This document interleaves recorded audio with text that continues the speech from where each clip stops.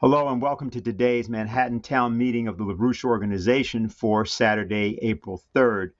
In 5 weeks, on May 8th, the Schiller Institute will be hosting a conference which will be devoted to the theme of the coincidence of opposites, or its Committee for the Coincidence of Opposites. Now, this was an idea first conceived of by Helga Sepp LaRouche in June of last year, and it was in response to a combination of pandemics that had erupted. There was the COVID pandemic, there was the pandemic of monetarism and looting, there was a pandemic of cultural despair.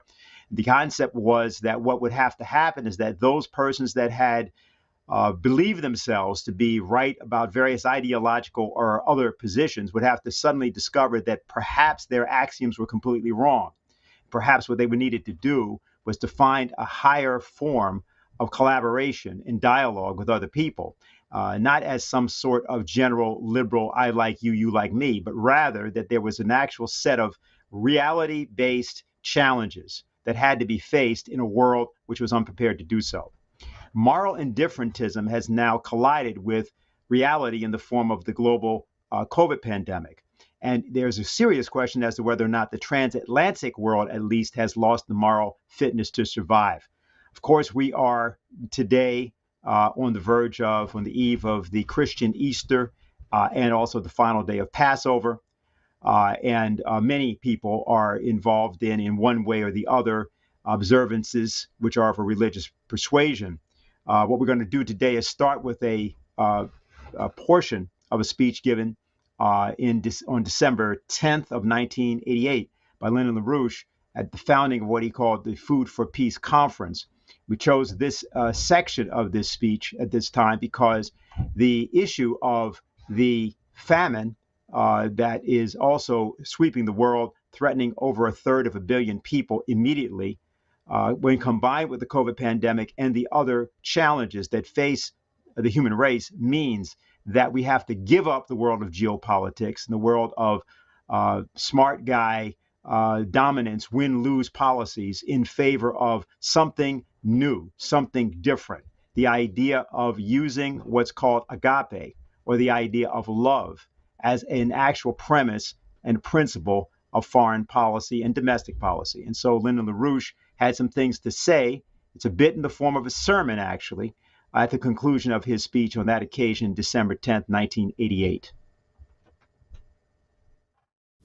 I don't know, I may offend some of our Protestant friends, but I think it has to be said. There is no faith without works. And the correspondence between faith and works is crucial. What you do is what you believe, with a discounting factor that if you express sincere regret for the time that your foot slips, that's counted as part of the works. A lot of backsliding sinners suddenly come through and become martyrs once in a while. So we don't write you out if you make a lot of mistakes. But the intent of what you're committed to. For example, how can a person say they have Christian faith if they support monetary policies which mean genocide against entire nations of the third world? That's not Christianity. Oh, that's not Christianity. They cannot say they have Christian faith. Economic justice, the concern for other families, the concern for the conditions under which the new members of other families are born and raised, what kind of human beings they have a chance of becoming, what chance they have to make a contribution to humanity as a whole. And since we're very frail and we're very mortal, we as individuals can't keep the world running. We keep the world running through sovereign nations. And these sovereign nations become like personalities. The individual contributes to the nation and its work and its purpose.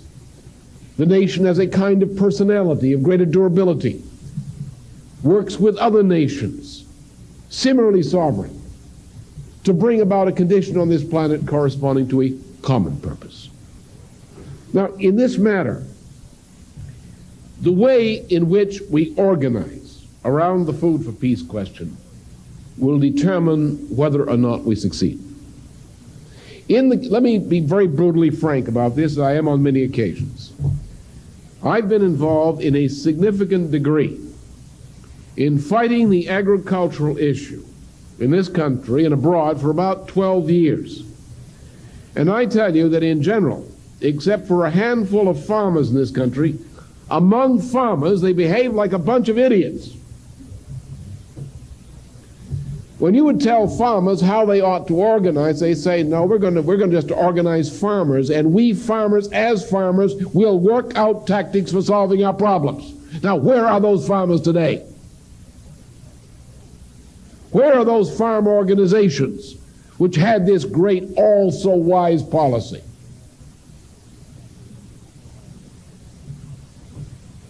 Then on the other hand, you go out to the other side of the tracks. You go out to the people who eat.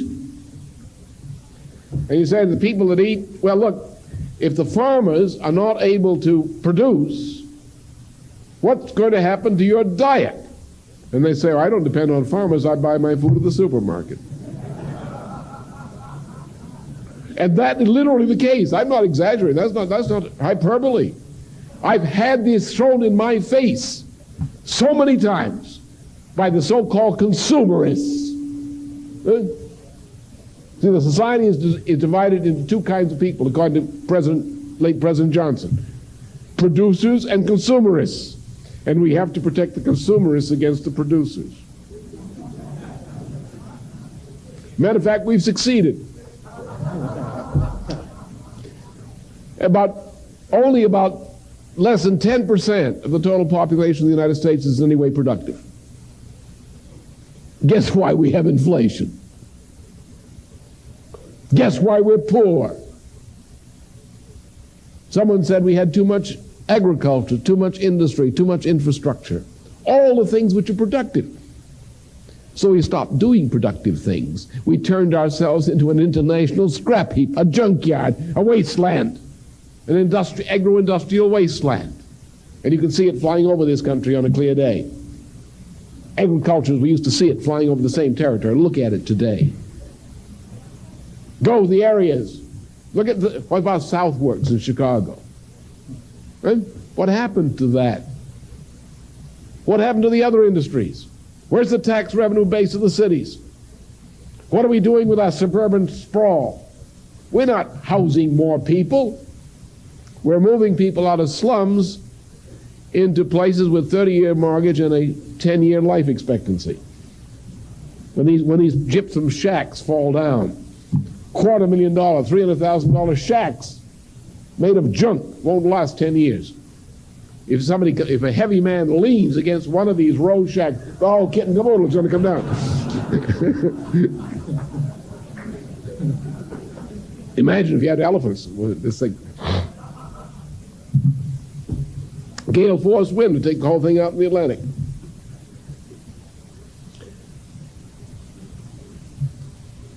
What we have to do is recognize that in order to win,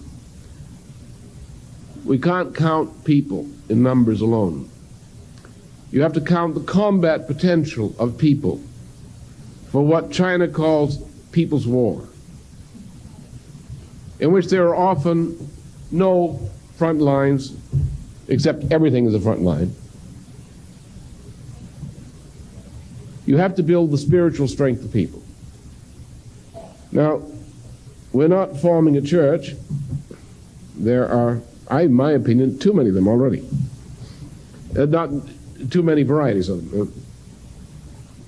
But that's not my business. But we have to attend to the way our works impact upon the faith needed for the struggle. We have to fight in a manner which is consistent with that for which we fight. The farmers and the eaters must unite. They have but one cause, one common interest, no essential conflict between them. What is good for the farmer is good for the eater. Without that, their eaters will cease to be eaters. with what this problem is. There is no part of society, no constituency, which does not have the same interest. There is the people of no nation has any different interest than that of any other nation in this matter. We're speaking of the future of hundreds of billions of unborn souls, without whose success our lives mean nothing. That is the common interest which unites each and every one of us, such that there is no distinction among any of us on this issue, on this cause, on this interest. If we fight so, if we fight with love of humanity, by thinking especially of those hundreds of billions of souls waiting to be born, and thinking also of those whose martyrdom and other sacrifice gave us what was our potential and our debt to them, respecting what we pass on to the future. And if we think of our lives not as something lived from moment to moment, but as a very small piece of experience, with a beginning and not too much later an end. And think of our lives not as things which are lived for pleasure in and of themselves, but as an opportunity to fulfill a purpose which is reflected in what we bequeath to those hundreds of billions of souls waiting to be born in their condition. Such that if we at any point were to cut short our mortal life by spending it in a way which ensured the cause of those hundreds of billions of souls yet to be born, we could walk to death with joy because we had completed our life, fulfilled it. We might have been denied a chance of fulfilling it a little bit more, but nonetheless, we had fulfilled it.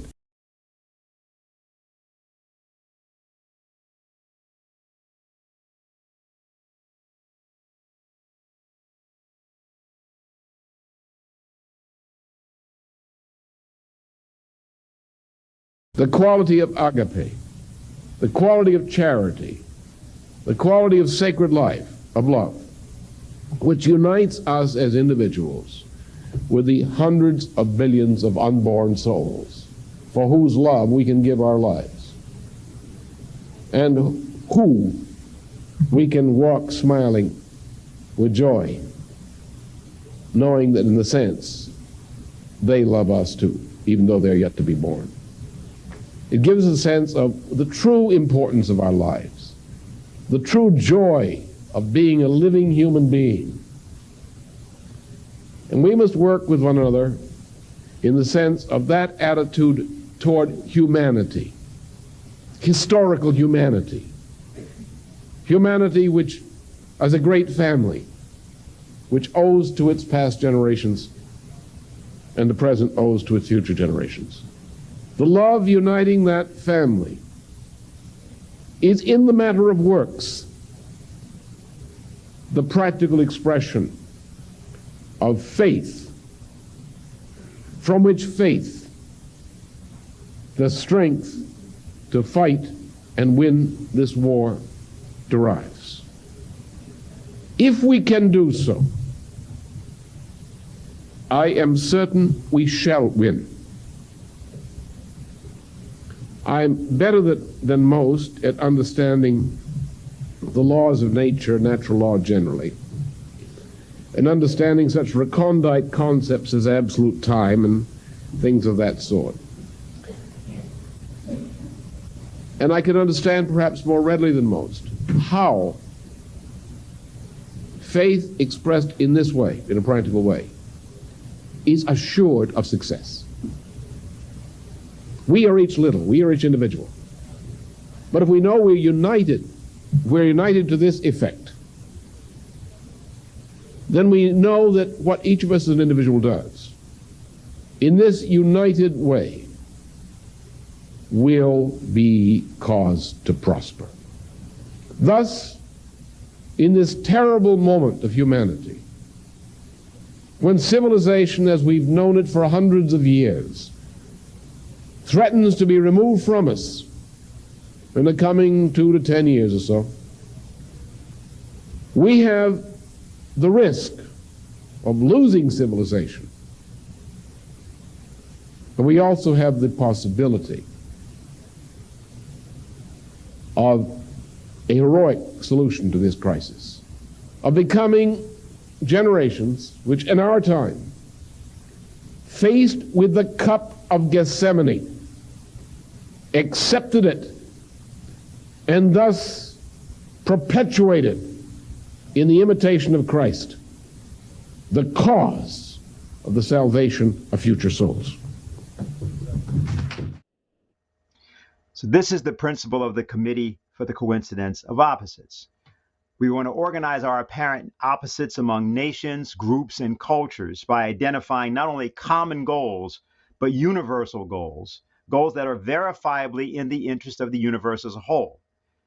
For example, the goals that you see being described in the skies above Mars right now, not only by the United Arab Emirates and by China and by the United States, but by India, Russia, which was the first nation to successfully land a vehicle on Mars, and implicitly, therefore, the entire human race. Cardinal Mario Zennari, the Apostolic Nuncio to Syria, has recently made a powerful statement about how the Syrian conflict, as a microcosm of the world, requires a change of our axioms of geopolitics, the axioms that threaten to kill us all, and how we can subvert those axioms in the service of sanity and humanity. What we're going to do now is we're going to read that to you. Diane, Sare, was an independent candidate for the United States Senate running against Chuck Schumer, will, I think, do us the honor of doing that.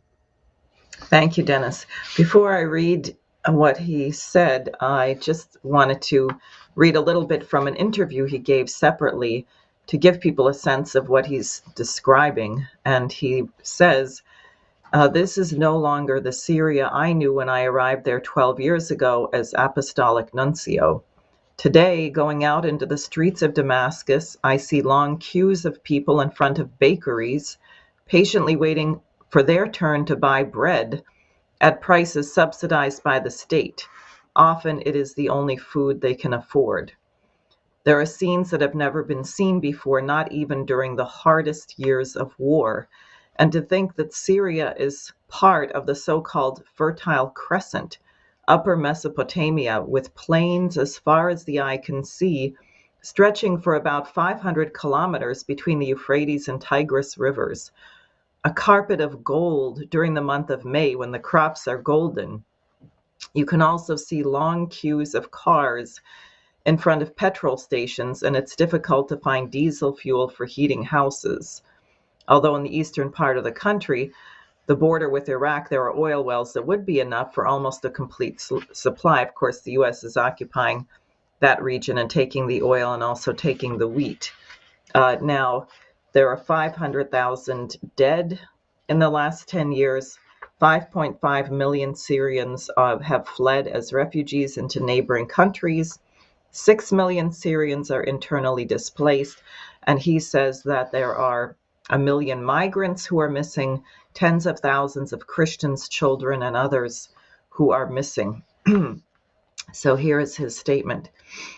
Cordial greetings from Damascus, and many thanks for convening this video conference just in this crucial moment for Syria, when after 10 years of a bloody conflict, the peace process is in a deadlock, the reconstruction and the economic recovery haven't started, and many people are losing hope in the future of their country. It is true that bombs and rockets have not fallen on various regions of Syria for some months. However, the terrible bomb of poverty has exploded, which, according to the latest figure of the United Nations, inexorably affects about 90% of the population that are living below the poverty line. This is the highest percentage in the world. The Syrian pound has lost much of its value against the US dollar. The price of food has significantly increased. At the bakeries, people queue to try to get limited subsidized bread that is available. The same scene for petrol all around the country. This is the sad result of 10 years of war, corruption, and sanctions. The Lebanese crisis and the international COVID-19 pandemic had also a significant negative impact. The people called this difficult time as economic war, worse than that of previous years. And apart from the attention given to Syria on the occasion of this sad anniversary, the country has almost completely disappeared from the radars of the media, just as Pope Francis warned about a year ago. The international community deserves deep gratitude, especially the UN in the humanitarian field and the Security Council for opening the possibility for numerous trucks to transport aid across the Turkish border every day for approximately 11 million Syrians in need of humanitarian assistance. Sincere gratitude goes also to significant support ensured by the countries and institutions present at the various Brussels conferences. The challenges are enormous, and the possibilities are very limited. Let me stress once again the necessity of a minimum coordination among all Christian institutions according to the motto Proprio Intima Ecclesia Natura and Deus Caritas Est of Pope Benedict XVI. I am particularly moved to see such generous solidarity, but let me say at the same time that I am also very restless. In the end, if we consider carefully, all these generous contributions are a tap faucet rubinetto of water in the desert. Very precious drops, but always a rubinetto that risks giving less and less water over time. Also, the major emergency projects of the international community mentioned earlier cannot continue forever. Much of this aid at this moment, still urgent and necessary, is not an adequate long-term solution. Pope Francis said, quote, "It is imperative to devise suitable and far-sighted solutions capable of enabling the beloved Syrian people exhausted by war to regain peace and to begin the reconstruction of the country." Unquote. Syria needs, according to the experts, hundreds of billions of US dollars to build hospitals, schools, houses, and factories and restart the economy. Development is the new name for peace, wrote Pope St. Paul VI in the encyclical letter Populorum Progressio in 1967. And Pope Francis, in his encyclical letter Fratelli Tutti, speaks of the necessity of, quote, "finding a way to ensure the fundamental right of peoples to subsistence and progress," unquote.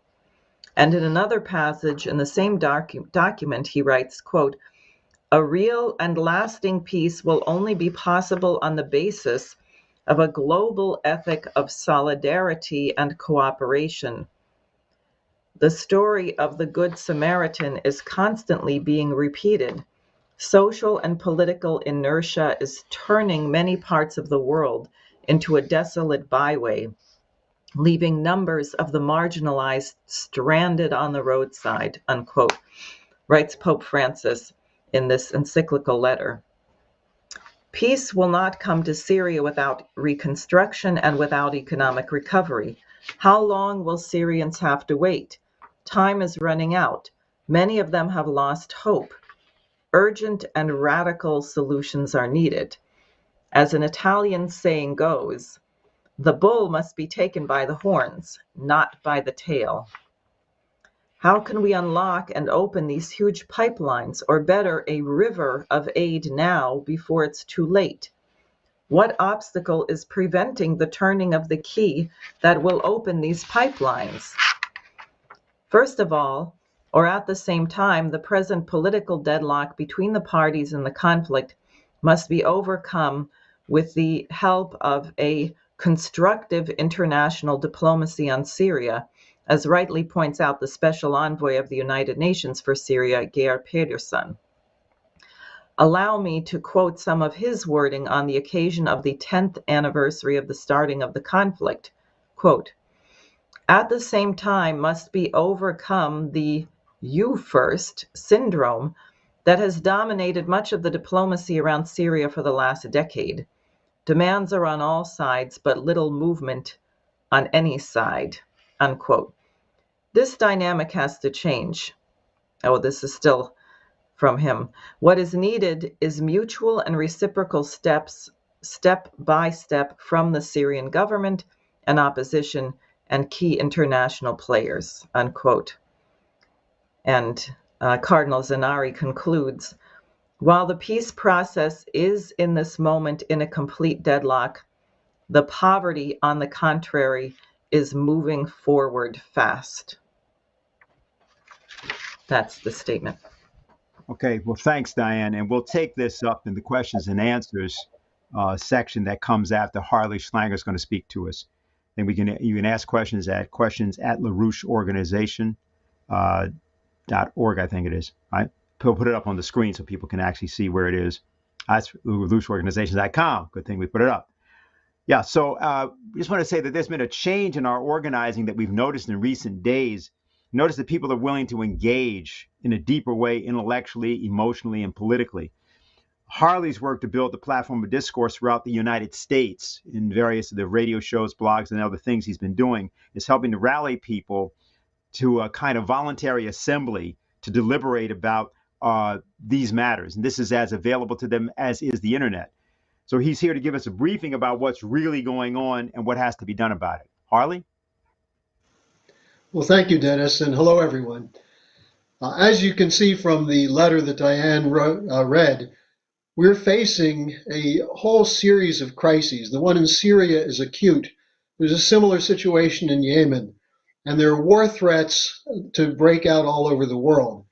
Since the Schiller Institute conference on March 20th and 21st, where we did present a whole series of alternatives to these crises, certain developments have put us closer toward war. I just want to begin by identifying a few of these and then give you a sense of how Lyndon LaRouche looked at this situation almost 40 years ago when he put forward a proposal that gets to the heart of how you deal with these crises by taking into your own mind the interest of the other. Now, what are some of these crises? Well, the State Department just put out its human rights report, which retailed every single lie that's been printed about China and its so-called oppression of the Uyghur minority population in Xinjiang province. This has never been fully vetted, this lie. People who have investigated it, who have gone to Xinjiang province, including some of my own associates, have said there's nothing of this that's at all true. There are not concentration camps. In fact, the population is thriving because of the impetus of the Belt and Road Initiative in developing the economy. And yet the State Department said that these are virtual policies of genocide and concentration camps. So this was thrown into the face of the Chinese by the US State Department. Now, as a result of that, you have sanctions against China for the Xinjiang situation, sanctions against Russia over Navalny, which is another completely made-up case. Navalny is essentially a British agent who's part of a regime change operation against Putin going back at least 12 to 15 years. You also have the Solar Winds case, where there are threats that the U.S. will conduct cyber warfare against Russia. And then you have the Blinken statement when he was in Brussels that the Nord Stream 2 pipeline from Russia must be shut down. In other words, Russian deliveries of natural gas to Europe should be stopped. You have a whole series of military statements from congressional hearings warning about the aggressivity of the Chinese military, the encroachment on other countries, their aggressiveness, and some of these statements include American soldiers, American generals, commanders in the Indo-Pacific region, acknowledging that in their war games, the US is losing to China. And so therefore, what do they say? How about avoiding war? No, what they've been saying is we need more money, more military buildup, more allies in the region. We need an Asian NATO, the so-called Quad countries. NATO itself should be participating. So this is all very dangerous because it's aimed at isolating and surrounding China, and with the intent being preparing for war. Now, you also have a situation that's emerging in Ukraine, where the Ukrainian military has been moving forces to the eastern regions of the Russian language minority there and threatening. And this came up in the recent NATO meeting. Defense Secretary Austin felt the need to call the Ukrainian defense minister to pledge the Americans will fight if necessary to defend Ukraine's independence. The State Department official Ned Price said there's ongoing Russian aggression against Ukraine when there's never been any evidence of this shown. But this continues as one of the lines, and there's a warning coming from people like Macron, Merkel, and Putin that the solution to this is the Minsk process, not threats. But the State Department is continuing with these kinds of threats. There was, of course, Joe Biden saying that he believes Vladimir Putin is a killer. There's not much more you can say about that other than, it probably wasn't a slip of the tongue. And then finally, when you look at the craziness, look at the rollout of the so-called infrastructure plan, the next phase of the COVID relief project, which is a Green New Deal. Trillions of dollars, $2 trillion, not going to anything of real infrastructure, but to switch the United States away from higher energy flux density power sources into a wasteland of solar and wind and electric cars that can't be charged up, a complete disaster. And then topping it off was John Kerry at the Net Zero Summit screaming, Mother Nature is screaming at us. We must act now. Now, I can give you a couple of positive counters to this, one of which is the March 21st at the Schiller Institute convention or conference, a declaration of China experts calling for cooperation, dialogue, and not threats. There's also on April 1st a continuation of an ongoing series of meetings between the U.S.-China agricultural dialogue, which emphasized the strategic importance of cooperation for global food security. But the real question then that I'm going to take up in my remarks is, how do we deal with the economic development of China? The phenomenal growth rate, which is based not on slave labor, but based on bringing online new technologies, scientific discovery. The Belt and Road Initiative, which is an offer from China to develop the infrastructure of neighbors and even different continents, including Africa and South America. Is this a threat to the United States? Do we need to isolate and contain China, as the Atlantic Council's longer telegram suggested when they even proposed carrying out regime change against Xi Jinping, the president of China? This is what Pompeo was doing the last year, especially the last year of the Trump administration, threatening China, trying to build new alliances, military alliances, to take on the so-called malign intent of the Chinese nation. And the Biden team, Blinken, Sullivan, Kurt Campbell, making similar statements, bluntly stating that China's emergence as a rival economically is not just a challenge, but a threat. Now, how do we deal with that? Now, I'm going to look at it from the standpoint of Lyndon LaRouche, because he had a very different approach. Lynn's idea was to take a look back in American history at a remarkable development in America, the development of the Transcontinental Railroad, which LaRouche identifies as a corridor of development. And he said it was Lincoln's policy of uniting the continent, which opened the prospect for the U.S. to develop the nations of the Asia-Pacific region. And toward this end, in 1983, Lyndon LaRouche wrote a document, a 50-year development policy for the Indian Pacific Ocean Basin. And you can see from the map that we had in that he included in that document, a very different view than the geopoliticians. Whereas the geopoliticians look at this region and see communist threats, authoritarian threats. They see poverty as a problem that can't be overcome. But from this view, what you see is a vast expanse of an ocean, but a potential connection point through the Bering Strait. And what has been developed by the Schiller Institute in the Silk Road becomes the world land bridge is the idea that you can connect the archipelagos of Indonesia going through China, through Russia, through the Bering Strait to Alaska, down the North American continent and into South America, and make this a zone of development rather than a zone of warfare.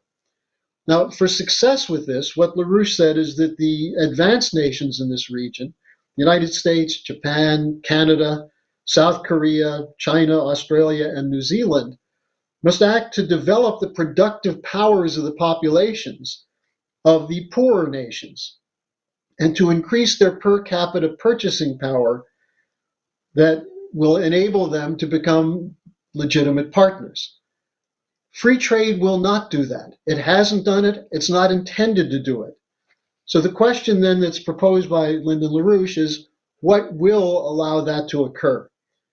And his comment on this goes against the common thinking. Listen to what he said. He said, the potential in this region stems from the fact that it has the largest population and the greatest amount of poverty to be overcome. He said that's a positive, the large numbers of people and the need to overcome poverty in such large numbers. Whereas the British geopoliticians, the Malthusians, say, well, that's why we need population reduction. There are too many people. What LaRouche said is that population is actually a great potential.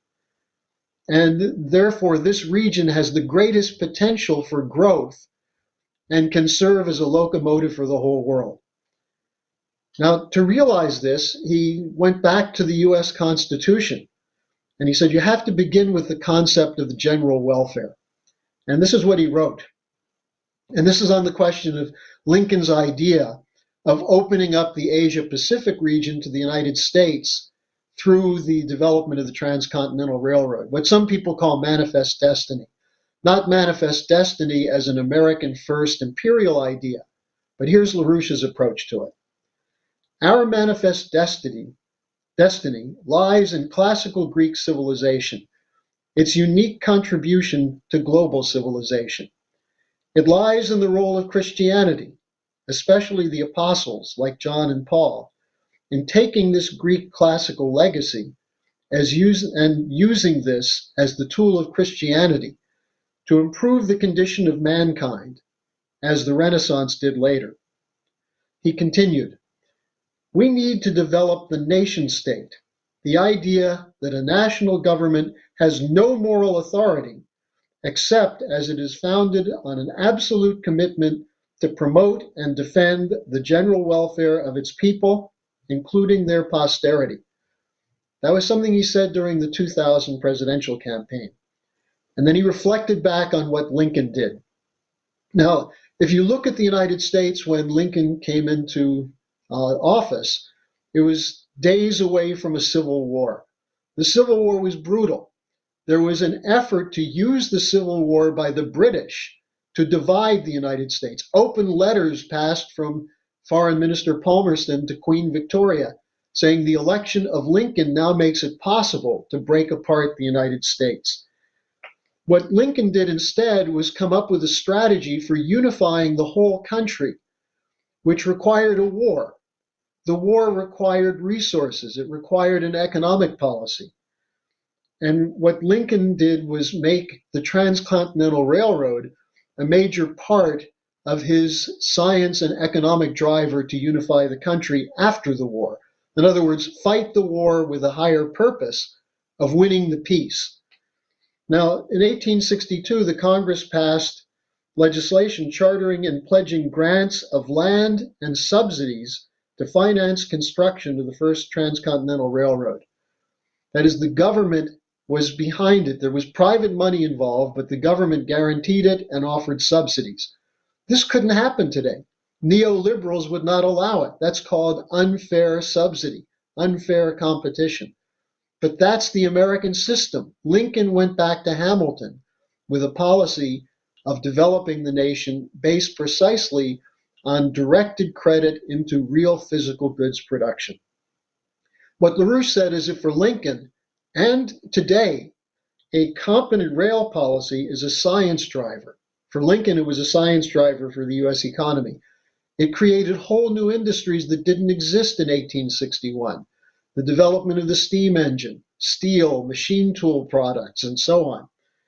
As a result of this, the US population tripled between 1860 and 1902 from 31 million to 92 million. Again, population growth, potential relative population density increase as a sign of economic prosperity. And by the end of the century, the United States was the marvel for the rest of the world. Now, what LaRouche said was specific about Lincoln's approach was that it advanced American labor power. That is, it increased the productivity of the workforce. Now, he said the question comes up, what industry can produce a productivity factor that will increase the productive power of each person involved? And he said the goal of real economic policy is to build a labor force from one which is not yet capable of doing the job. That is, training and developing a young population, an underemployed population, through developing skills that enable them to innovate. They can constantly upgrade skills and unleash the creative potential of the whole population. What Lincoln did with his policy paved the way for, at the end of the war, Civil War veterans to become part of the project of building the Transcontinental Railroad. And what LaRouche said about this is a rail system, such as the one in the United States under Lincoln, and what we saw starting in the 1990s and the 2000s that became the Belt and Road Initiative. This is a development of new technology as a training system to upgrade the whole productive power of your workforce.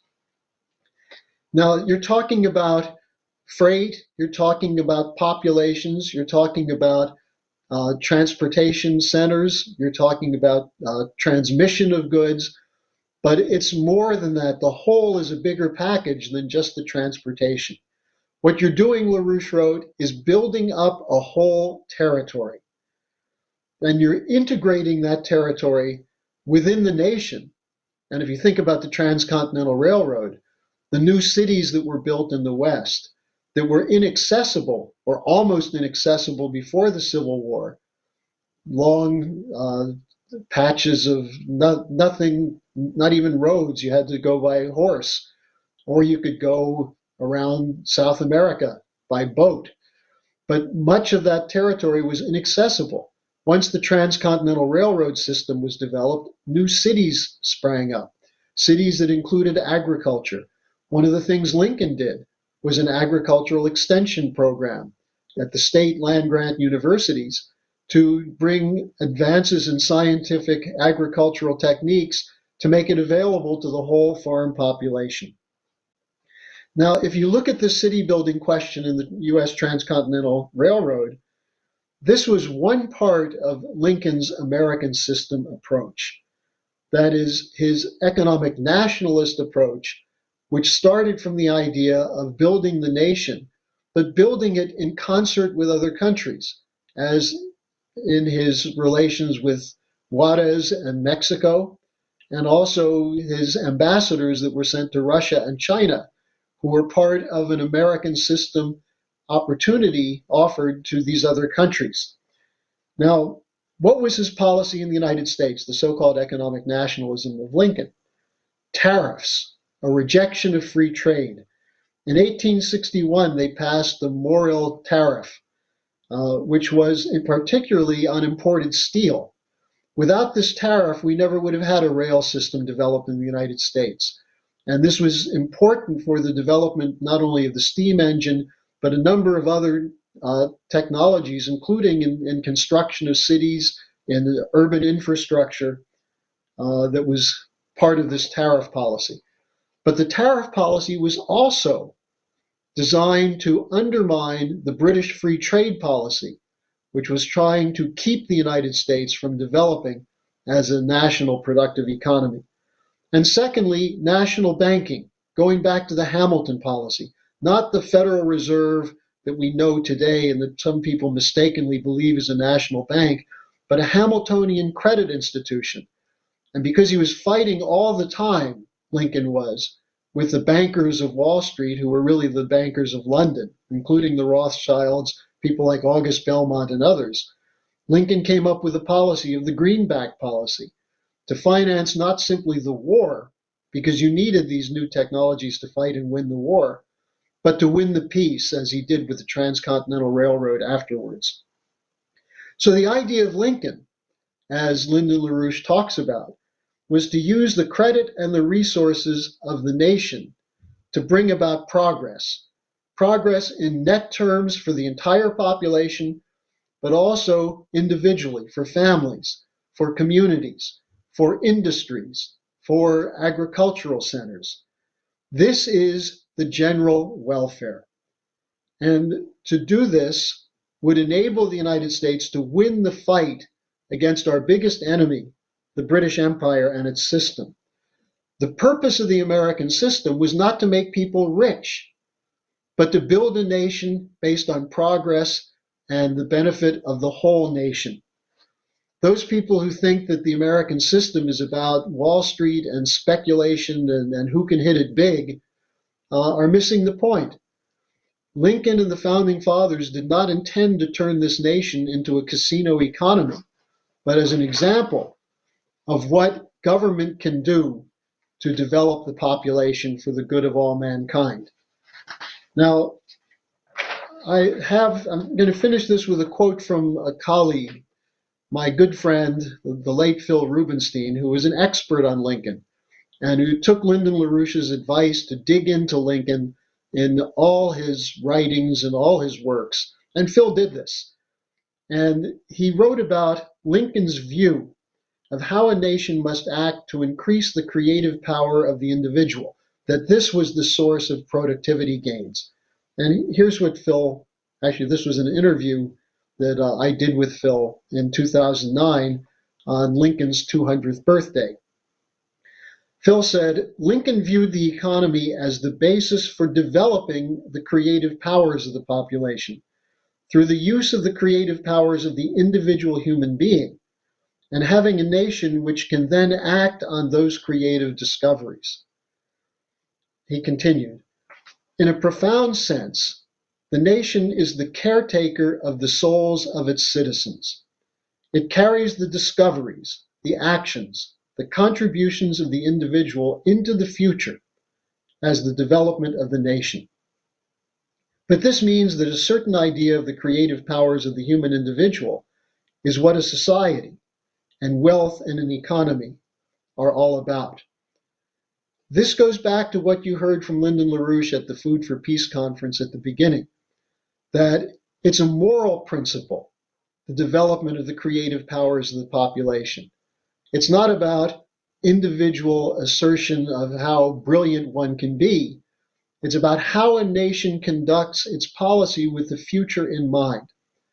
And if you look across the Pacific today, instead of seeing an enemy about to swallow up Taiwan, swallow up Vietnam, move against Australia and New Zealand, this fictional idea of the Chinese dragon, which you get from the Atlantic Council and the Council on Foreign Relations and the Center for New American Security, and you hear from people like Pompeo and Blinken and others, think instead about a nation that acted the way Lincoln acted to uplift its population using a new technology, in this case high-speed rail, as a driver for revolutionizing the whole economy, lifting 800 million people out of poverty in the process, and offering to cooperate with countries throughout the world, including the United States, to advance the infrastructure of the whole planet. That's the China that is not seen in the American media. That's the China that could become a partner, as it was briefly with President Trump in trying to deal with the problem of Kim Jong-un in North Korea.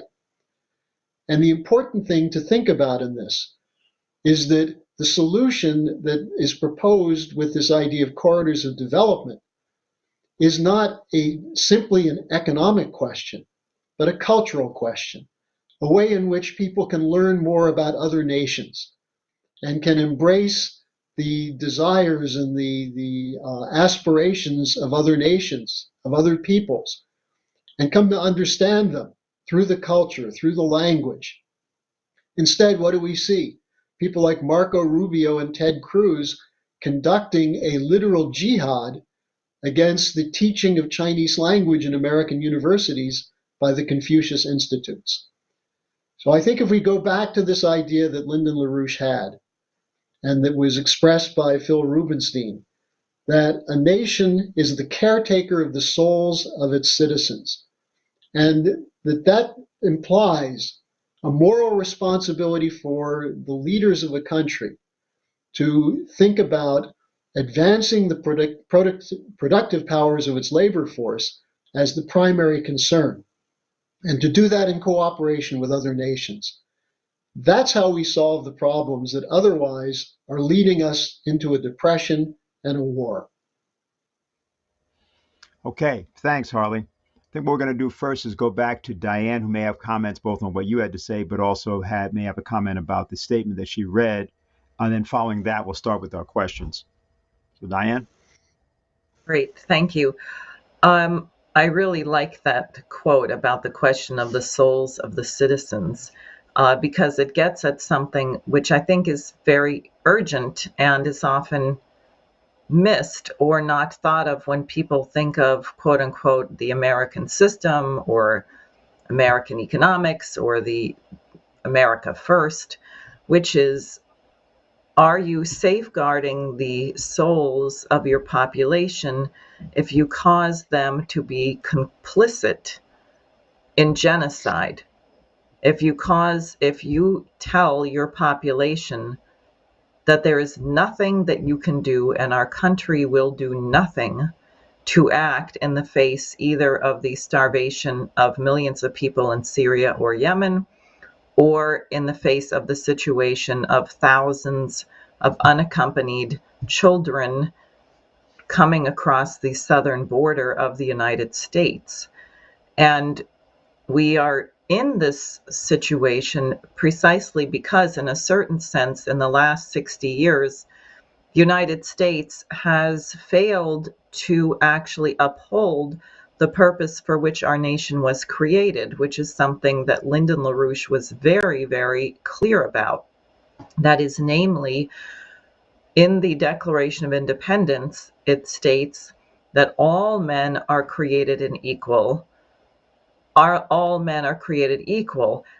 That doesn't say all men within the borders of the United States. It's a statement of universal principle, and that there are universal and unalienable rights given by the Creator because people are human by nature of our relationship to the Creator. Therefore, it is a violation of natural law to not recognize these rights, namely the right to life, to exist. And the intent of our nation, and I think Lincoln was clearly part of this. Why was he so adamant that the Union had to be preserved? Because although we defeated the British Empire, and people can reflect on the policies that came from that imperial way of thinking, the colonial way of thinking, the mass starvation imposed on India, later the potato famine in Ireland, the policies of empire and destruction that you see imposed by colonial rulers. We had to exist as a bulwark against that for the world. And therefore, the American policy had to be not only to not do the negative, not to search, go in search of monsters to destroy, as John Quincy Adams says, but to also create the conditions where other nations could achieve their independence and their sovereignty, and that by sovereignty, that means the physical means of existence. And what is very clear that that's been the war and the effort. For example, had we not been taken over by this British imperial slime mold, which is what runs the City of London and Wall Street, which is now just a gigantic bubble of speculation and drug trafficking and probably now human trafficking, the situation in Ibero-America, in South America, Mexico, would be entirely different. What if we had all along been collaborating with the entire area of land from the northernmost tip of Canada down to the bottom of Chile and Argentina? What would the condition be here now? And the British deployed everything to stop that potential, as they deployed to prevent Abraham Lincoln even from living to see the reconstruction and unity of the United States of America. And I think we really have to think about our nation from that standpoint, that we have a mission in the world, which is not to be a police officer, but the light upon a hill, to represent a certain principle, and to also work with those nations that are trying to attain that kind of independence and economic justice. That's really what our nation is about. And I think many people have lost that. So they come to the conclusion, well, there's nothing we can do. These people are just going to die. As soon as you allow that, you have destroyed part of your morality. You've destroyed part of your soul. So I just wanted to add that because your comments hardly caused me to think about it in this way. Okay, so Harley, this is a question sort of came out of a conversation I had yesterday. It was a talk show host. First name is Leroy, and here in New York City, and it was about the Biden stimulus bill. So what the discussion was, and this is what he wanted to know. He said, well, if he's got these bills, Biden's had, of course, the recent stimulus bill and now this infrastructure bill, and he was asking, well, how does this compare to the LaRouche discussion? I said it doesn't, but then he noted this fact and he wanted a comment about it. He said, if I understand it, that there's $14 trillion approximately in the last 18 months that has been printed against taxes or otherwise by United States Treasury and is being deployed by Federal Reserve. But he said, but the gross domestic product of the entire United States in the year 2010 was almost $15 trillion. In 2000, it was $10 trillion, and in 1990, it was $6 trillion. So the question is, what does this all mean? What's actually happening? And how does this stimulus process relate to it in any way? And so we began a conversation yesterday, but he wanted it also on this discussion. Well, I think you have to start by asking, what are you trying to stimulate? And that's the question that's unanswered by anyone who's talking about it. Because the answer is obvious and no one would support it except a very small handful. They're stimulating the wealthiest speculators in the world to grab as much cash as they can and find the new risky areas of investment to try and make quick profits to turn around to cover their bad debts. You know, the problem you have with the economy is not that there's not enough credit. They're generating huge amounts of credit in the form of fiat currency, funny money, whatever you want to call it, huge volumes of liquidity. The question is, what do you do with it? And from the example I gave from Lynn's reflection, Lyndon LaRouche's reflection on what Lincoln did, is that he took a look at a population and said, when we come out of this war, we're going to have to unify the nation. There are people who fought against each other, brothers who died in the great contest of the Civil War. How do we unify it, and for what purpose? And the idea was to build a completely new base of an economy which benefits the citizens and the nation as a whole. And what that meant was bring online the new technologies, take the vast expanse of the nation and turn that into something of value. And how do you turn it into value? As a speculative bet on a swamp, or by developing farming, developing new cities, developing new industries? So if you really wanted to stimulate the U.S. economy, you could take the Lincoln model or the LaRouche approach. You know, what we've proposed to create 1.5 billion jobs internationally, including 50 million new jobs in the United States. Doing what? Well, we need to upgrade medical capabilities. We need to upgrade transportation. We need to upgrade education. There are all kinds of needs. If you look at the actual amount of money Biden put into his bill, it's $2 trillion over 10 years. And some of the figures, for example, highways, come down to a few billion a year. They're talking about fixing a couple of potholes. They're not talking about improving the ability to move goods and services throughout the country. So all you have to do is break down the actual figures of what they're investing in, and you realize it's not a stimulus. It's not going to create productive jobs. You know, the idea of putting in windmills and solar panels, for example, actually decreases the efficiency of the energy use in the United States, as Dr. Happer pointed out at his presentation at the Schiller Conference. What you need, as LaRouche has always emphasized, is bringing in line the new technologies that increase the energy flux density of your power source. And so, you know, what I would say in answer to the question is, what are they trying to stimulate? They're trying to cover a debt bubble, and in fact, a debt bubble in every area: corporate debt, private debt, student loan debt, automobile debt, mortgage debt. Everywhere you look, government debt. There are unfunded liabilities. There are instruments being bought and sold with no underlying value.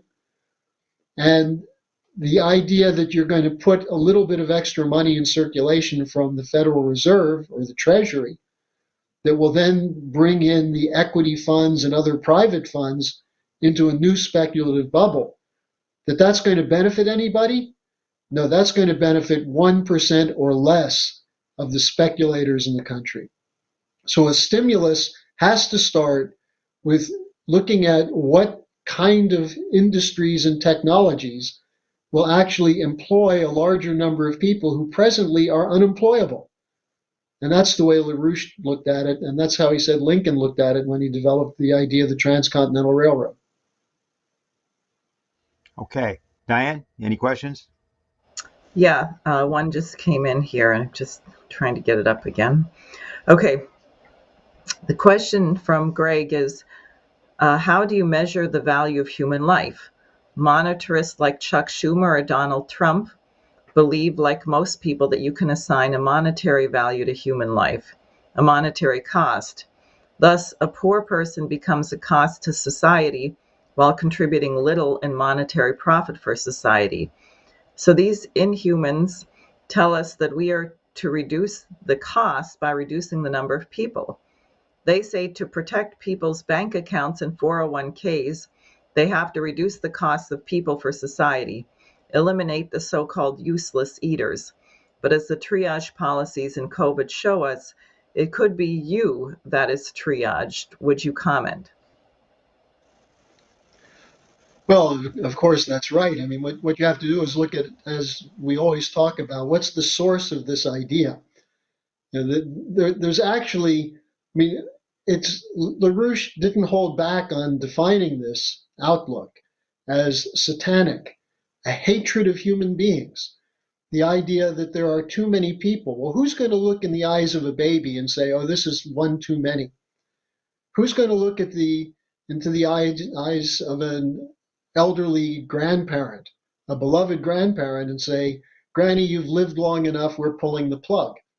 The only people who do that are people who have no sense of this idea that a nation really does have a soul that is transmitted from generation to generation with the idea of improving the conditions for everyone. And the Malthusian view, as the questioner put it, is very clear.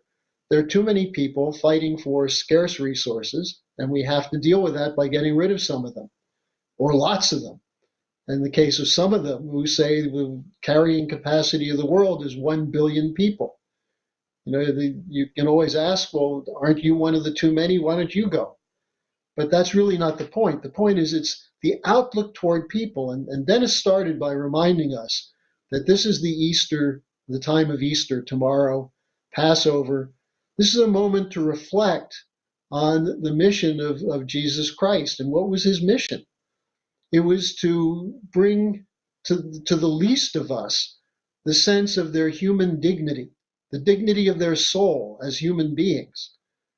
And for Jesus, there weren't useless eaters. He produced more food. Now, that's the way you have to approach these questions. But the Malthusians have the opposite view.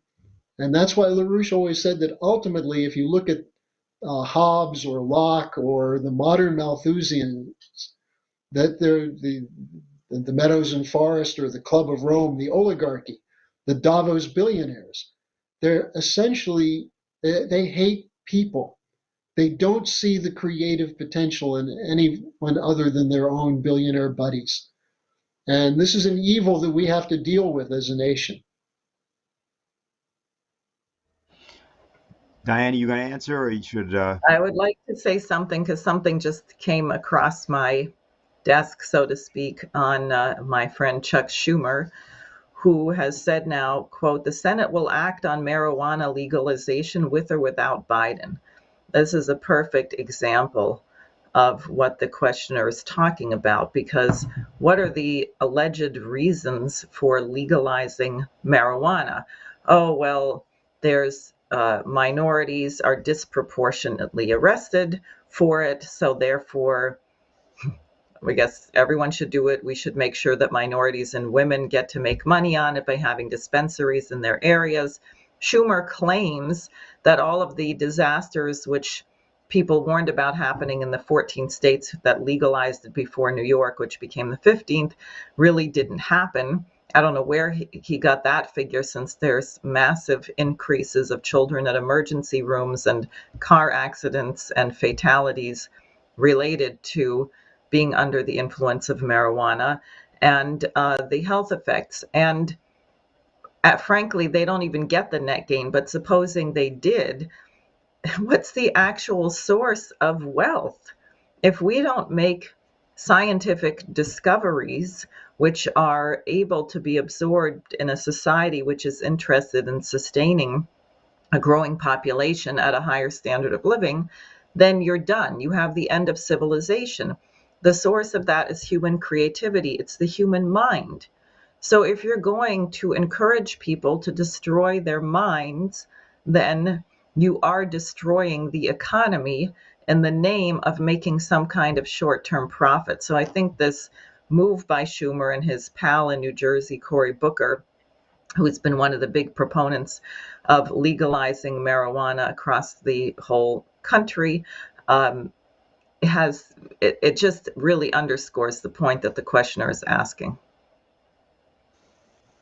Yeah, I think one thing just to say about that, I don't know. Oh, well, actually, guess there's two things I have as a question. Do we have the graphic for the cover for our pamphlet on the Great Reset? I think we should just put that up and just tell people a bit about this. This is a campaign that we're involved in, and particularly before April 22nd, the Great Leap Backward, LaRouche crushes the Green New Deal fraud. Because really what we're dealing with is a kind of mass deployment for Malthusianism. And now you can have a United States senator advocate something like that business with respect to marijuana, because that's not what he's advocating. People of that persuasion know that Wall Street has been powered on the basis of criminal activity pretty much since the 1980s, particularly from the time of the so-called war on drugs run by George Bush as a war against populations. It was a form of population war that was developed in the late 70s, early 80s. It was used to be called by Lyndon LaRouche and others Harrimanite population wars, referring to the former Secretary of State Averell Harriman, who was also governor of New York and was the descendant of the eugenics movement, particularly his mother and his father had been big proponents of eugenics. And the idea that you're seeing with this thing, with the Great Leap Backward, under the guise of climate change, is that what's being proposed is that the entirety of Africa, much of South America, much of Asia, cannot have an energy source because oil and gas are the primary energy sources of those areas. You are not in a position to go to nuclear and to say that you're going to have the ability through wind and solar to finance, or rather to power those nations. That's not the intention. The idea is to reduce those populations. So our pamphlet is now out. It is available. You can get it, as you can see there on the screen at the LaRouche.org /reset, the LaRouche.org reset. And we invite everybody to get involved in the campaign with us to get out this pamphlet and to get this activity taken. So that's what we have on that. I think there's somebody on to ask a question. Is that, I just got a note, that the case? You're trying to get him on at this point. Okay, so again, while we're trying to work that out technically, let me just say that again, that pamphlet on crushing the Green New Deal will also, by the way, on this platform in the next several weeks, have further discussion about that. We don't want to say too much now about how that's going to evolve, but if you can get involved by getting in touch with us to get that distribution of the pamphlet. We're also toying with some other ideas about which maybe we'll say a little bit about a little later, but perhaps posters along highways and some other billboards, I should say, along highways, some other things that will also work to that effect. So are we able to bring the person up? Okay. Hi, can I be heard? Is Alvin Yeah. here? Am I muted? Yeah, go ahead. Yeah, we can hear you. I think now I can be seen too. Okay, great. Excuse me. So the effects of COVID, I want to talk about in terms of what I'm seeing in people that I am around and working with, that there is a sense in New York City, at least, a very false sense in something that they don't believe, and that is that things are getting better. The effects of COVID over 1 year are becoming apparent in ways of course, we're in the new territories. I didn't expect to see it, but it is that the erosion of people is very evident. Where I live, people have died, not as a direct result of COVID, but the 1 year under the conditions in which they were living in, which has always been kind of a lockdown. And so the loneliness and these types of things to the most vulnerable. These statistics won't be indicated as COVID death, but it's clear that it's related. And in the city itself, there's this weird, as the government and the media loosen things up for people. But the thing is that the irony is that no one actually believes this. And it's easily in any conversations I have with them, they don't. But there's this desperation to be normal. The other irony, of course, it's that I'm trying to point out to people it's the normal that got them there. So the Committee for the Coincidence of Opposites, I think, is very relevant in terms of being able to shift the mind of the individual to focus on beyond their own borders. New York has that tendency to be very isolated. So I'm engaging now several health professionals. This week, I'll start actually recruiting them to our conference. And they don't share the view that I'm just describing with others. This is also very interesting. They're very clear that a tremendous amount of work still needs to be done, and that people are at greater risk now than ever. So my question is, as this committee we formulated, make it grow, as always for the Schiller Institute, raise funds, what is the mindset of the kind of person I'm talking about here? And there are many of them, I think, that we can shake them from that very narrow, false fear that they, rather confidence that they're trying to pretend to have, and bring them to the reality of moving forward on a much larger scale than they ever thought in their lives was necessary. And that's what it is now. It's urgent and necessary. And are you asking for a particular person to respond? Just want to know. Yes, I'm sorry. Harley, please, for starters. I'll start, but I think, Dennis, you have something to say about this also. Alvin, one of the things you brought up, which I think is important, is this idea of getting back to normal. What we've seen is a devolution in the Western world.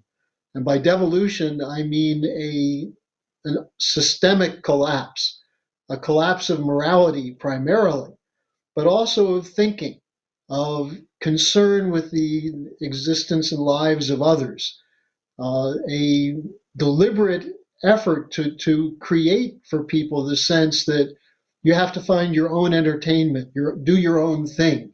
This goes back to the 60s. And, I was thinking when we were talking before about the drug question of the brothers, Julian and Aldous Huxley, that Julian was one of the promoters coming out of World War II of the eugenics movement. And he said, look, we've got to change it so people don't associate it with the Nazis. But in a sense, they were right. There are people whose lives are not worth living. And meanwhile, his brother was working to promote a drug culture in Hollywood, which was on the edges of it, explicitly satanic. But most people know from his book, Brave New World, the argument that the way you get people to accept a world of drudgery and of no direction, no future, is with drugs. So, what we're dealing with is a problem which was put in motion deliberately to destroy modern nations. And you see the results of it. The Great Reset, the Green New Deal, the fake science in this, and as well the lying in politics. What else can you say about this? I mean, was the 2016 election normal? That in the aftermath of a victory of Donald Trump, you get nothing but 4 years of lies coming from the media and the Democratic Party and Republicans about the Russians? You look at the strategic situation. You look at every aspect of human civilization today, and you see handfuls of exceptions. You see China, where children are working hard to learn to become scientists, to become classical musicians. You look at the case of the United Arab Emirates, where young people are aspiring to set up a colony on Mars. You have examples of that human quality. But in a sense, the coronavirus has, some people say, well, this became the excuse for the Great Reset and the change. No, these things were in motion before the coronavirus. But what I would urge people to look at is Lyndon LaRouche's writings in the mid-1970s, when he warned that the economic policies and the healthcare policies that we were adopting will lead to pandemics that could threaten the human race. And so this is not something that we were unprepared for. There were people who knew such things could happen. And at the same time, they destroyed the healthcare system in the most advanced countries. In the United States, it was the destruction of the Hill-Burton standards, it was the privatization of healthcare, and it was the Obamacare policy, driven by insurance cartels and big pharma. So, these things, there is no new normal. We've got to create a new paradigm. And rather than see it as something normal, we should see it as a constant unfolding of the creative potential of man, including escaping this planet. And not because we're destroying it, but because this planet has given birth to a civilization that is capable of exploring the universe. I think the only thing I would say is we happen to have a section from Edgar Poe's Mask of the Red Death. It's a story that some people are aware of, but it talks about a plague, and a plague which is particularly horrific. And then it talks about a person by the name of the Prince Prospero. It says the Prince Prospero was happy and dauntless and sagacious, and when his dominions were half depopulated, he summoned to himself 1,000 hale and light-hearted friends and retired with them into the deep seclusion of one of his castellated abbeys. I think that's the way it goes, roughly. So that's the setup, right? And so now the idea is that they're back down deep in the forest, and he's got all of his posse, 1,000 of them, and he's provided in this castle wine, women, song, so forth. But if you bring up, I think we have a quote from this. I just want to refer to, because I can't quite get it myself. A strong and lofty wall girdled it in, the castle. This wall had gates of iron. The courtiers, having entered, brought furnaces and massy hammers and welded the bolts. They resolved to leave neither means of ingress or egress, of entry or exit, to the sudden impulses of despair or of frenzy from within. With such, the abbey was amply provisioned. With such precautions, the courtiers might bid defiance to contagion. The external world could take care of itself. In the meantime, it was folly to grieve or to think. And that's what you see throughout the transatlantic world right now. So one country shuts down, the other country opens up. One state opens up, the other place shuts down. People decide that because they've got to demonstrate because of some cause, they will all go out. They don't care if they have masks or not. Then other people say the vaccines don't work. Other people claim they do. Some people claim that they're all fine, that you don't know. Then there are people who have the chaos that is what? It's indifferentism. It comes from that. You had a culture of necrophilia, as was proposed by Adorno, T.W. Adorno. Not well known to people, but he was part of something called the Frankfurt School. And he talked about the idea that if you pursued a certain orientation, in music in particular, by the way, and in certain other areas of culture, you would create a form of self-cannibalization of the society. And what you're watching is a self-cannibalization of the transatlantic society. There's actually no way out of this in the way in which people have proposed that they would wish to go forward. Because what they'd have to do to oppose the way that things are going, their opposite would be to think in terms of everyone, to think in terms of the whole. But then, of course, what people say, wait a minute, how can we think about the whole? We have this pandemic, we have this disease, nobody knows how it works. We can't take care of everybody. Well, if you can't take care of everybody, you can't take care of anybody in this situation, and that's what it's going to be proven to people. So it's going to come that way. So reality's coming for you, whether you like it or not. And I would just say that the issue in terms of the people you talked about is the same as Poe posed in his story. Now, since Poe happened to be a New Yorker, you're in New York, and he wrote his famous Raven on 84th Street between Broadway and West End. This happens to be, he also lived in the Village for a while, and he lived in the Bronx, by the way, the end of his life. This is, they ought to take some wisdom from a native son, so to speak. He wasn't born there originally, but he did live in New York. Take some wisdom from another fellow New Yorker and join the human race. I think that's the best way to think about the situation. But, I just wanted to say that, again, I mentioned it earlier, in stark contrast were our conversations I've had and am having with doctors and health-related nutritionists. They see this completely different from the so-called general population, and absolutely understand and recognize the relationship between health and food. So these are soil, real fertile grounds for them to respond to what we're doing. Although none of them think much can be done, they don't know that anything is being done. And the military side, of course, is something else that I'm not have any relationship to. But there is a focal point. I'm still talking with the other people. But there's something now as we, what are we, a month away from the conference that is very optimistic and feels good to work with in that realm.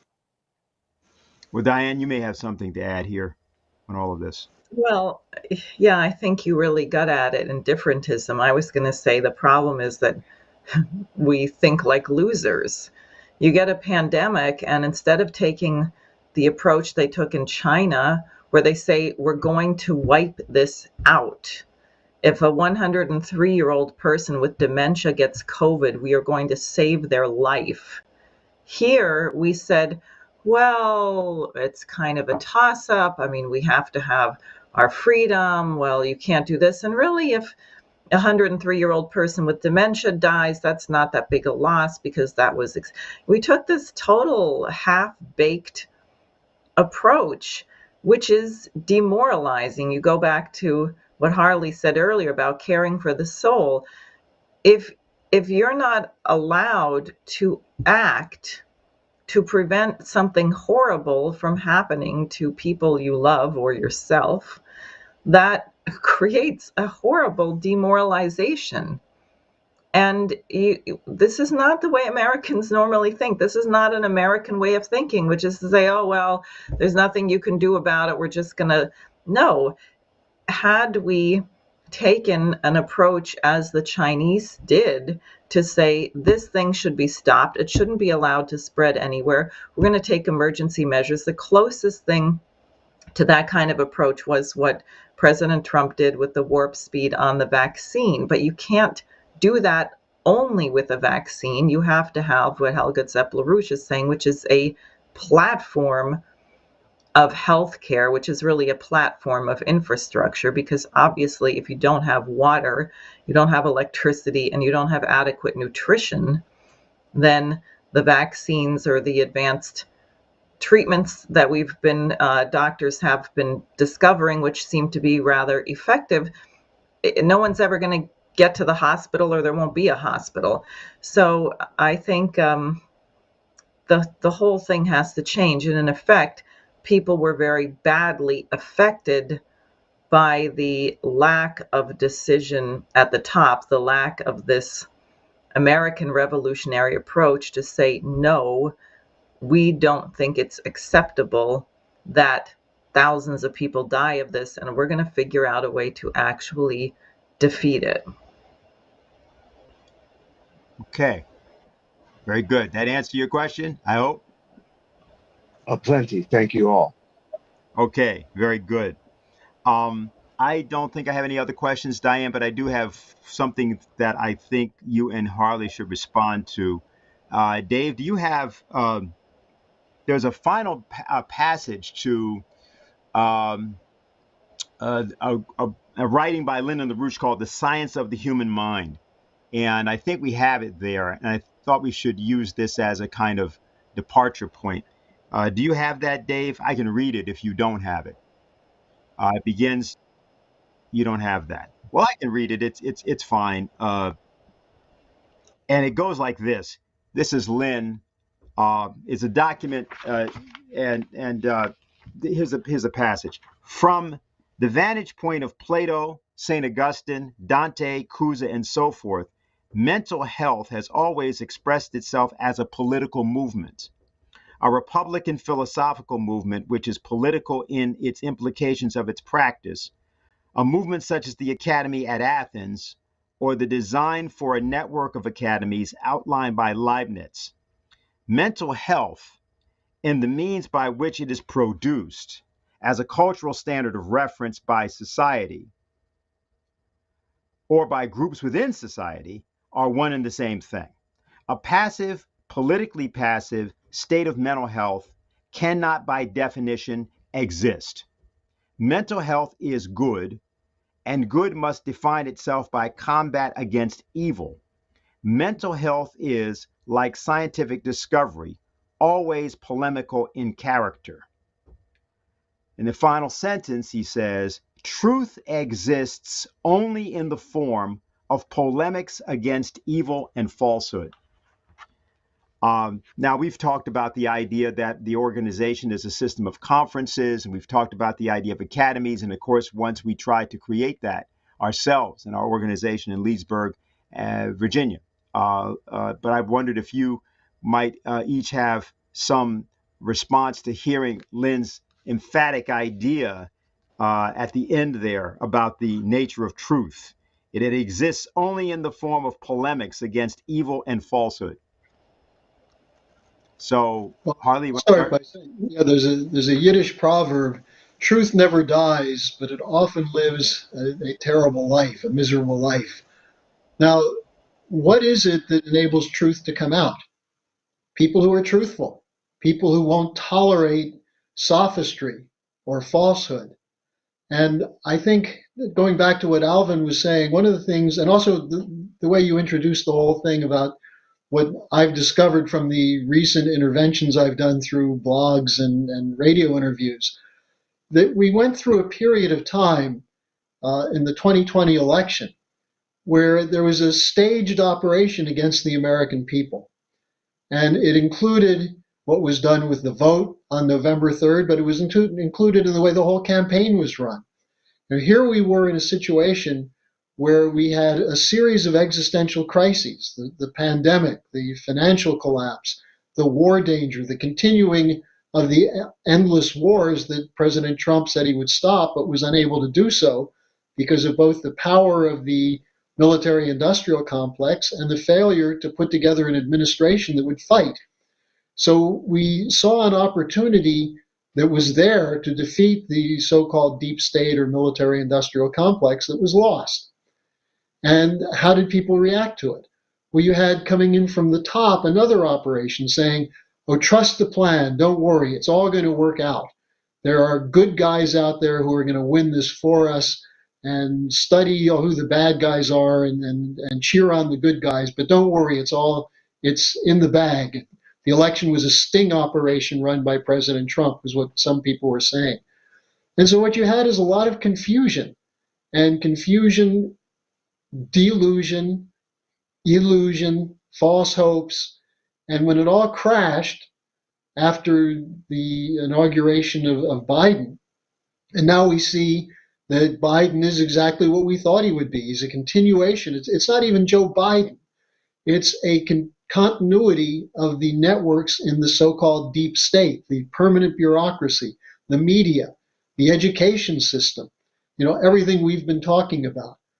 So how do you fight it?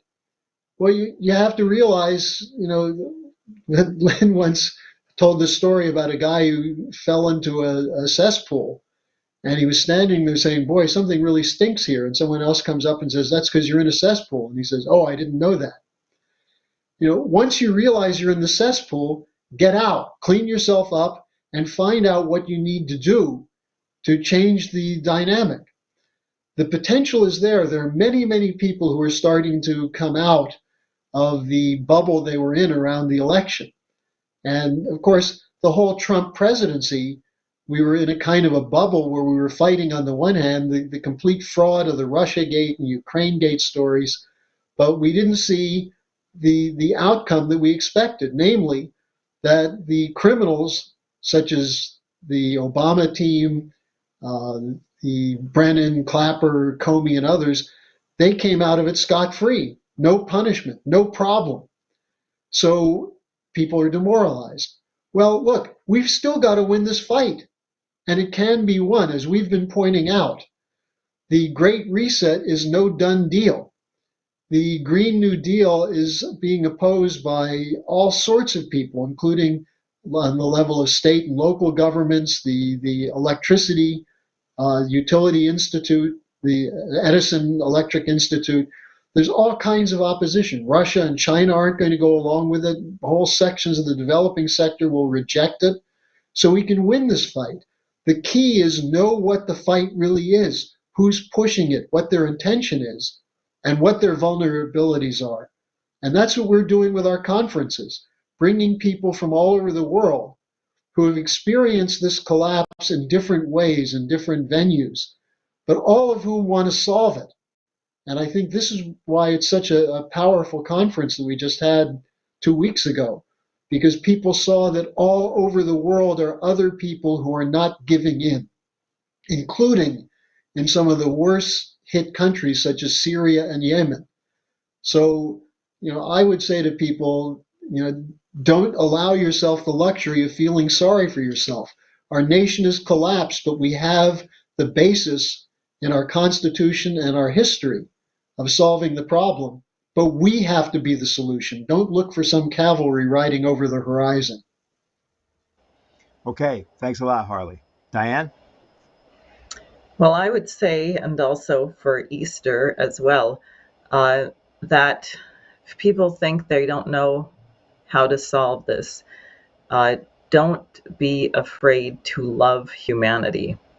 It is not a sign of weakness to have compassion, and that has the word passion in it, to be passionately committed to and affected by what happens to other members of the human race.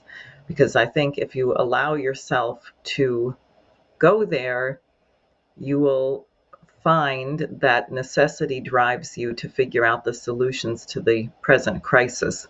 And I think that's why Martin Luther King called his collection of sermons on that subject, The Strength to Love. So those are my thoughts. All right. Well, I want to thank Harley Schlanger and Diane Sare for being with us today. I want to thank the questioners. I want to thank everybody that is viewing this. And I want to thank all of you that will be joining us in our campaign, what we call the Worldwide Anti-Malthusian Resistance Against the Green New Deal. So in closing for today, what we're going to do is refer to the April 3rd, 1968 speech of Martin Luther King, called I've Been to the Mountaintop. Now, of course, we're unable to play this for you because of various copyright and other matters. And we're not going to be referencing primarily the end of the speech, which is rather famous. We would certainly urge that everyone today might watch the entirety of the speech. But I want to refer to the beginning of the speech, how it began, and what King had to say. And we are doing this because there's a second conclusion, if you will, that we'll be going to. And we're going to show you the relationship between Martin Luther King and the poet Dante Alighieri. So this is what King had to say. I'm delighted to see each of you here tonight, in spite of a storm warning. You reveal that you are determined to go on anyhow. Something is happening in Memphis. Something is happening in our world. And if I were standing at the beginning of time with the possibility of taking a kind of general and panoramic view of the whole of human history up to now, and the Almighty said to me, Martin Luther King, which age would you like to live in? I would take my mental flight by Egypt, and I would watch God's children in their magnificent trek from the dark dungeons of Egypt through, or rather across, the Red Sea, through the wilderness, on toward the Promised Land. And in spite of its magnificence, I wouldn't stop there. I would move on by Greece and take my mind to Mount Olympus, and I would see Plato, Aristotle, Socrates, Euripides, and Aristophanes assembled around the Parthenon. And I would watch them around the Parthenon as they discussed the great and eternal issues of reality. But I wouldn't stop there. I would go on even to the great heyday of the Roman Empire, and I would see developments around there through the various emperors and leaders. But I wouldn't stop there. I would even come up to the day of the Renaissance and get a quick picture of all that the Renaissance did for the cultural and aesthetic life of man, but I wouldn't stop there. I would even go by the way that the man for whom I'm named had his habitat, and I would watch Martin Luther as he tacks his 95 Theses on the door of the church at Wittenberg. But I wouldn't stop there. I wouldn't stop there. I would come on up even to 1863 and watch a vacillating president by the name of Abraham Lincoln finally come to the conclusion that he had to sign the Emancipation Proclamation, but I wouldn't stop there. I would even come up to the early 30s and see a man grappling with the problems of the bankruptcy of his nation and come with an eloquent cry that we have nothing to fear but fear itself. But I wouldn't stop there. Strangely enough, I would turn to the Almighty and say, if you allow me to live just a few years in the second half of the 20th century, I will be happy. Now, that's a strange statement to make because the world is all messed up. The nation is sick. Trouble is in the land. Confusion all around. That's a strange statement. But I know somehow that only when it is dark enough can you see the stars. Now, the idea that we hear here is the idea of the infinite in the finite. That King has the ability to see through the entirety of space and time and be asked that question by the Almighty, and he can make the decision that he made. And so the end of this speech that everybody likes to quote about, like everybody, I would like to live a long life. Longevity has its place, but I want to just do God's will. It's often seen as though, well, it's King and he's nervous and he's agitated. No, the opposite. This was a king that had reached atonement. He had seen the infinite in the finite. He had become the macrocosm within a microcosm, namely his short mortal life. And only human beings have the ability to do this. Now, in Italy, 700 years ago, when the poet Dante Alighieri, who had been a member of the city council of Florence and had run afoul of the new political factions and had been exiled, and he would never go back home, never be allowed back home. And he spent 21 years of his life after that, never being able to go home. He realized that he had no choice except to raise the moral level of the entirety of Italy by giving that nation a language. There was no Italian language. He actually created or invented it. There were dialects, but he took the Tuscan that he spoke and he took his extraordinary knowledge of language, and he wrote a great poem that took the people of his time through hell, purgatory, and paradise, naming many people that were alive at the time. So the poem takes place during the Easter season of 1300, and Liliana Gorini of the Schiller Institute of Italy spoke about this 2 weeks ago at our conference, and we'd like to conclude today by playing you an excerpt from her presentation. This year, we celebrate Dante's 700th death anniversary. He was born in 1265 in Florence and died in 1321 in Ravenna. The Italian poet created the Italian language at a time in which Italy was just a collection of city-states, often at war one against the other, and in which the high class spoke Latin while the people only spoke dialects. As LaRouche often emphasized, the national language is profoundly connected to the nation state, and Dante consciously created the Italian language in order to free Italy from the oligarchy which dominated at that time and create a sovereign nation state. Before the Commedia, he wrote the Vulgari Eloquenzia, which makes fun of all Italian dialects and the way they are used by the oligarchy to keep a population in ignorance and slavery.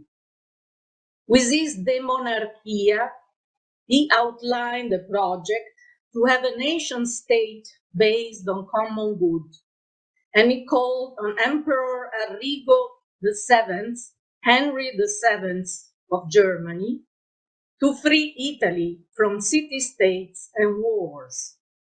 He was therefore a leader of the Ghibelline faction, as opposed to the Guelph faction loyal to Pope Boniface VIII, a corrupt pope who finally exiled Dante for his important political role, and he never could go back to Florence, his birth town. He wrote the Commedia during his exile years, between 1307 and his death in 1321, in Ravenna, where he is buried. This Commedia, or Divine Comedy, is not only a masterwork in poetry, but also a treatise in history, religion, statecraft, economics, and science.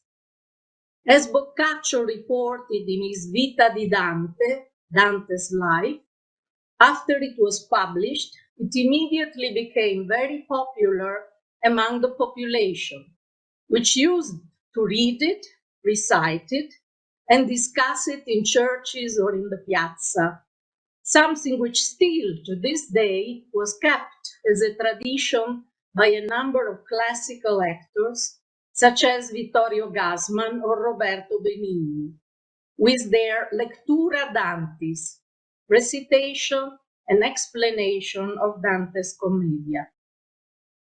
As for Giuseppe Verdi and his operas, Dante became a national hero as a poet and as a political leader. Many verses from the Commedia are to this day commonly used in daily language, such as Non ti curar di lor, ma guarda e passa, the popular version of Non ragioniam di lor, ma guarda e passa. Let us not speak of them, but look and pass. Or, fatti non foste a viver come bruti, ma perseguir virtute e conoscenza. What Ulysses tells his men, you were not made to live as brutes, but to follow virtue and knowledge. But Dante is not only dear to the Italian nation, particularly in the last year of suffering because of the COVID pandemic. He is an example of what Helga Zepp LaRouche often calls a dialogue of cultures. In his Commedia, he puts in his limbo the most important Arab scientist, Avicenna, Ibn Sina, next to Plato and Socrates, among those philosophers who could not be in paradise because they were not Christian, but they were just, and a reference point for the poet. He quotes Avicenna also in his Convivio, when he gives a quite accurate description of the Milky Way. In 1919, Spanish Arabist Don Miguel de Palacios published a study, La Escatologia Musulmana en la Divina Commedia, in which he compares Dante's voyage in the afterlife to important works of the Arab Renaissance, including Avicenna, in which hell is described in a similar way, a funnel-shaped chasm built on concentric spheres, 7 in Islam, 9 in Dante, plus the limbo. In quoting Avicenna, then Dante passed on the beacon of the Arabic Renaissance, based on ancient Greek and Indian scholars, making the Golden Renaissance possible. And today, it is important to relive his voyage from hell to paradise in order to make a new Renaissance possible, based on poetry and science.